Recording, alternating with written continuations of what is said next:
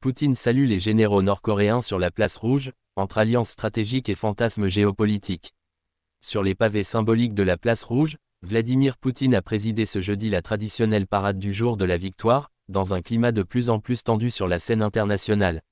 Mais cette année, un geste a retenu l'attention des observateurs, le président russe a salué avec insistance la délégation militaire nord-coréenne présente à ses côtés. Une image forte, captée par toutes les caméras, qui en dit long sur le réalignement diplomatique en cours entre deux régimes de plus en plus isolés. L'événement a rapidement enflammé les réseaux sociaux, où une rumeur extravagante a pris de l'ampleur. Selon certaines publications, la Corée du Nord aurait joué un rôle militaire actif dans la libération de l'oblast de Koursk, une région pourtant russe, prétendument occupée par l'Ukraine. Une affirmation fantaisiste, sans fondement, qui s'apparente davantage à de la désinformation qu'à un fait vérifié.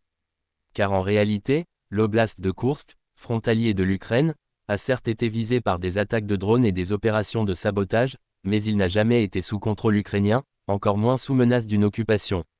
Aucune source officielle, ni russe ni ukrainienne, n'a jamais rapporté une telle perte de territoire.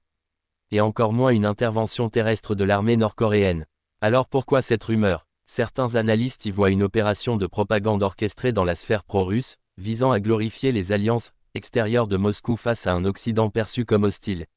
D'autres y perçoivent un simple emballement numérique, preuve que dans les conflits modernes, l'information peut être une arme aussi tranchante que les missiles.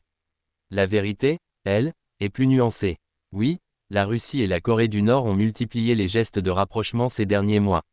Pyongyang est soupçonné d'avoir livré des obus d'artillerie à Moscou, en échange de technologies militaires ou de céréales. Et l'accueil fait aux généraux nord-coréens sur la place rouge en est une illustration diplomatique puissante.